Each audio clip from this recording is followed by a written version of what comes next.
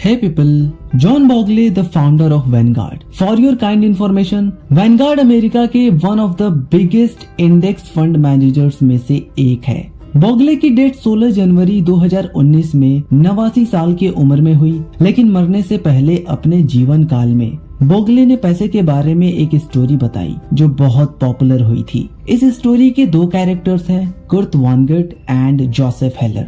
ध्यान देने वाली बात है कि दोनों ही अमेरिकन राइटर हैं। कुर्ट वॉनगट अपने डार्क ह्यूमरस नॉवेल के लिए पॉपुलर हैं, वहीं जोसेफ हेलर 1961 में आई नॉवेल कैच 22 के लिए जाने जाते हैं। दरअसल बात ऐसी है कि शेल्टर आइलैंड पे एक बिलियनर की पार्टी चल रही थी, जहां वॉनगट ने हेलर को इन्फॉर्म किया कि उनके होस्ट जो कि एक हेज फंड मैनेजर है, उसने एक दिन में इतना पैसा बना लिया जितना हेलर अपने मोस्ट पॉपुलर नॉवेल कैच 22 से पूरे हिस्ट्री में नहीं बना पाए। इस पे हेलर रिस्पॉन्ड करते हुए वॉनगट से कहते हैं, हाँ बेशक उसने पैसा बनाया, लेकिन मेरे पास कुछ ऐसा है जो उसके पास कभी नहीं हो सकता, and that is enough.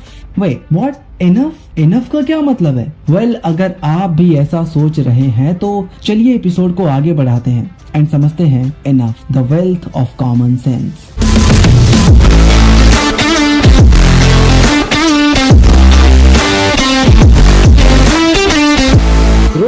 The teenage podcast. Rajat Gupta का जन्म कोलकाता में हुआ। वो अपने टीनेज में ही अनाथ हो गए। ऐसे में लाइफ चैलेंजेस से भरी होती है, लेकिन इसके बावजूद भी रजत ने जो सक्सेस अचीव किया, that was simply phenomenal. By his mid 40s Rajat Gupta McKinsey company के सीईओ थे। Let me tell you, McKinsey दुनिया का सबसे ज्यादा प्रेस्टिजियस कंसल्टिंग फर्म है। बाय द वे, गुप्ता 2007 में रिटायर होते हैं ताकि वो यूनाइटेड नेशंस और द वर्ल्ड इकोनॉमिक फोरम से जुड़ सके। फिलेंथ्रोपिक वर्क में वो बिल गेट्स के पार्टनर भी बने। कोलकाता के स्लम से निकलने वाले Rajat Gupta literally became one of the most successful businessman alive. लेकिन जब बात सक्सेस की हो रही हो तो वेल्थ पीछे कैसे छूट सकता है? With his success came enormous wealth. 2008 तक गुप्ता के पास $100 मिलियन थे। अगर आप इस अमाउंट पे 5% एनुअल रिटर्न लगा दे तो घंटे का $600 जनरेट होगा, यानी 24 घंटे का करीब $14,400। इंडियन रुपीज में बात करें तो एक घंटे का ऑलमोस्ट 49,000 रुपीज, वहीं 24 घंटे का 11,75,600 रुपया। गुप्ता इन पैसों से जो चाहते वो कर सकते थे। वो अपने सारे सपने पूरे कर सकते थे। But guess what? रजत का सपना मिलियनियर बनना नहीं रहा। अब वो एक बिलियनियर बनना चाहते थे, and he wanted it badly. ऐसे में रजत गुप्ता को गोल्डमैन सैक्स के बोर्ड ऑफ डायरेक्टर में बैठने का मौका मिला, जहां वो वर्ल्ड के वेल्दीएस्ट इन्वेस्टर्स से घिरे हुए थे। ये सर्कल बिलियनियर सर्कल था और रजत इसी सर्कल का हिस्सा बनना चाहते थे। इन शॉर्ट, वो बिलियनियर बनना चाहते थे। 2008 के फाइनेंशियल क्राइसिस में मार्केट बुरी तरह से क्रैश हो रही थी। ऐसे में वॉरेन बफे ने प्लान किया कि वो $5 बिलियन बैंक में इन्वेस्ट करेंगे ताकि क्राइसिस के दौरान भी बैंक सरवाइव कर पाए। But as a Goldman board member, Gupta को इस ट्रांजैक्शन के बारे में पब्लिक से पहले पता चल गया। ये एक बहुत वैल्यूएबल इंफॉर्मेशन था। एक तरफ मार्केट क्रैश जिसके वजह से गोल्डमैन का अस्तित्व संदेह में था, और दूसरी तरफ बफे के समर्थन से निश्चित रूप से इसका स्टॉक बढ़ने वाला था। इंफॉर्मेशन मिलने के सिर्फ 16 सेकेंड बाद ही रजत ने एक हेज फंड मैनेजर को कॉल किया जिसका नाम था राज राजारत्नम। कॉल रिकॉर्ड तो नहीं हुआ, बट इमीडिएटली राजारत्नम ने गोल्डमैन सैक्स के 1,75,000 शेयर्स खरीद लिए। तो आप गेस कर ही सकते हैं कि उन्होंने क्या डिस्कस किया होगा। बफे और गोल्डमैन का डील घंटों बाद पब्लिक में अनाउंस हुआ, and guess what? After announcement Goldman का स्टॉक तेजी से ऊपर बढ़ने लगा। राजारत्नम, जिसने 1,75,000 गोल्डमैन के शेयर्स खरीदे थे, एक झटके में ही $1 मिलियन का मालिक बन गया। रजत ने जो किया उसे इनसाइडर ट्रेडिंग कहते हैं, एंड इनसाइडर ट्रेडिंग इलीगल होता है। द सेक यानी कि सिक्योरिटीज एंड एक्सचेंज कमीशन, इसे बनाया गया था 1929 के वॉल स्ट्रीट क्रैश के बाद। सेक यूएस की एक इंडिपेंडेंट एजेंसी है जिसका प्राइमरी पर्पस मार्केट मैनिपुलेशन के अगेंस्ट लॉ इन्फोर्स करना है। बेसिकली सेक ने क्लेम किया कि इनसाइडर टिप्स का यूज करके रजत ने $17 मिलियन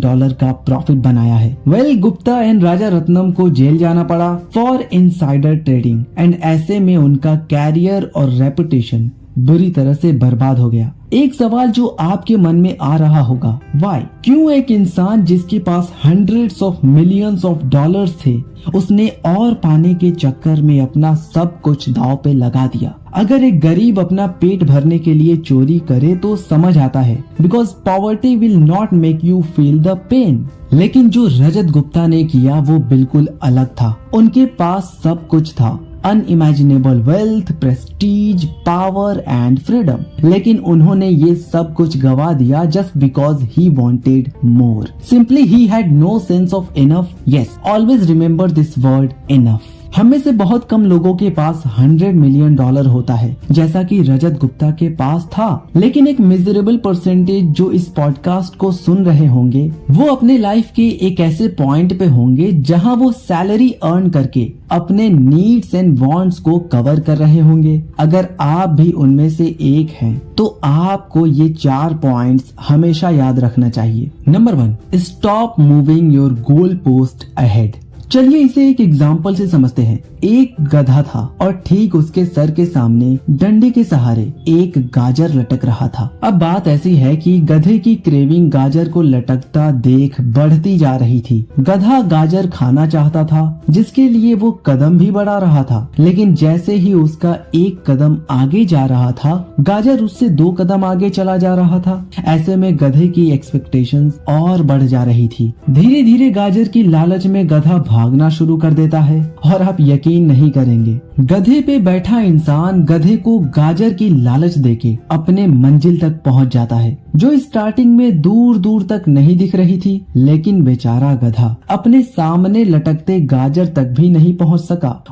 अगर आपका एक्सपेक्टेशन आपके रिजल्ट के साथ बढ़ते जा रहा है, तो ये सेम चीज आपके साथ भी हो सकती है। गधे को गाजर नहीं मिला बिकॉज उसकी एक्सपेक्टेशन यानी कि गाजर खाने की चाह उसके रिजल्ट यानी कि लटकते हुए गाजर के साथ आगे बढ़ती जा रही थी। Simply the taste of having more, ज्यादा पैसा, ज्यादा पावर और ज्यादा प्रतिष्ठा, अगर आपके सेटिस्फेक्शन से ज्यादा आपके एम्बिशन को बढ़ा देता है, तो ये आपके लिए डेंजर हो सकता है। ऐसे केस में आपका एक कदम आपके गोल पोस्ट को 2 कदम आगे कर देता है, जैसा कि गधे के साथ हुआ। आपको ऐसा लगने लगता है कि आप पीछे की तरफ खींचते चले जा रहे हैं और ऐसे सिचुएशन से बाहर निकलने का सिर्फ एक ही रास्ता दिखाई देता है, and that is to take greater and greater amount of risk. ऐसे सिचुएशन में कोई तीसरा इंसान अपने गोल पोस्ट तक पहुंच जाता है हमें यूज करके, जैसा कि उस गधे के साथ हुआ। इन अ नटशेल, अगर आपके पास सेंस ऑफ इनफ नहीं है, तो आपके लाइफ में फन भी नहीं है।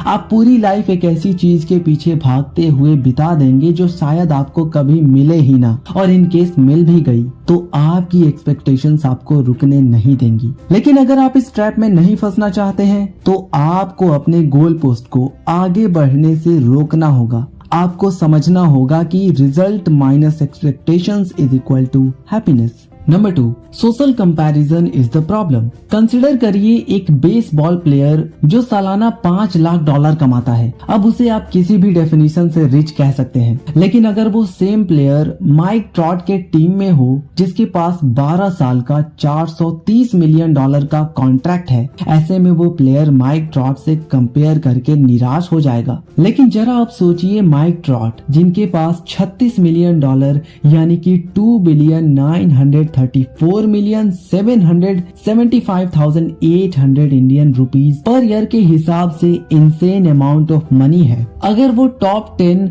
Highest paid hedge fund managers की लिस्ट में आना चाहे, तो उन्हें साल का $340 मिलियन बनाना होगा। लेकिन वही हेज फंड मैनेजर जो $340 मिलियन बना रहा है, वो खुद को टॉप 5 हेज फंड मैनेजर से कंपेयर करे जो 2018 में एटलीस्ट $770 मिलियन अर्न कर रहे थे, तो उसे भी निराशा ही हाथ लगेगी। अगेन टॉप मैनेजर्स अगर वॉरेन बफे से कंपेयर करें जो 2018 में 3.5 बिलियन के ऑनर थे, तब उन्हें भी निराशा ही हाथ लगेगी। और वही वॉरेन बफे जेफ बेजोस से कंपेयर करें जिनका नेटवर्थ 24 बिलियन डॉलर से भी ज्यादा है, तो भी डिसअपॉइंटमेंट ही हाथ लगेगी। ओवरऑल ये कंपैरिजन गेम कभी खत्म नहीं हो सकता। ये एक ऐसी लड़ाई है जिसे कभी जीता नहीं जा सकता, लेकिन अगर आप जीतना चाहते हैं तो आपको लड़ना बंद करना होगा। आपको एक्सेप्ट करना पड़ेगा कि आपके पास जो भी है इनफ है, चाहे वो आपके आस पड़ोस के लोगों से कम ही क्यों ना हो। Number 3, enough is not too little.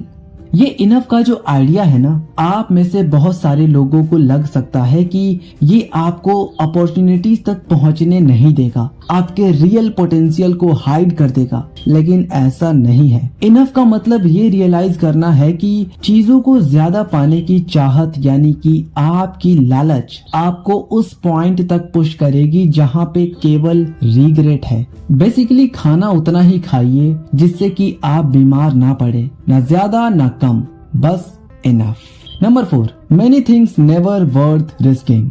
रजत गुप्ता जब जेल से निकले तब उन्होंने द न्यूयॉर्क टाइम को वो बातें बताई जो उन्होंने अपनी गलती से सीखी थी। कभी भी किसी चीज से ज्यादा अटैचमेंट नहीं रखना चाहिए, चाहे वो आपका रेपुटेशन, आपका अकम्प्लिशमेंट या फिर दुनिया की कोई भी चीज क्यों ना हो। अब मैं इसके बारे में सोचता हूँ तब ऐसा लगता है ये सब करने की कोई जरूरत नहीं थी। मेरे कारनामे ने मेरे रेपुटेशन को पूरी तरह से बर्बाद कर दिया और ये बात मुझे तब दुख देगी जब मैं अपने रेपुटेशन से अटैच्ड होऊंगा। अगर आप ध्यान देंगे तो उनकी बातों में आपको सेल्फ जस्टिफिकेशन दिखाई देगी। बात ऐसी है कि रजत गुप्ता अपने रेपुटेशन को दोबारा हासिल करना चाहते हैं जिसे उन्होंने इनसाइडर ट्रेडिंग करके खो दिया था। Overall reputation, freedom, independence, family, friends and happiness, ये सब इनवैल्यूएबल होता है। इन सब चीजों को खुद से जोड़े रखने का सिर्फ एक ही तरीका है and that is to know when to stop taking risk that might harm them. ऐसे में आपको ये एक्सेप्ट करना होगा कि आपके पास जो भी है इनफ है। तो ये था आज का एपिसोड जिसमें हमने जाना enough, the wealth of common sense. बहरहाल अगर आपके मन में कोई टॉपिक हो जिस पे आप चाहते हैं एपिसोड बनना चाहिए तो कमेंट करके जरूर बताएं एंड आई होप ये एपिसोड आपके लिए हेल्पफुल रही। अगर हाँ तो इसे लाइक करें एंड ऐसे ही लर्न एंड ग्रो वाले कंटेंट्स के लिए चैनल को सब्सक्राइब करना बिल्कुल ना भूलें। See you in the next episode, till then bye.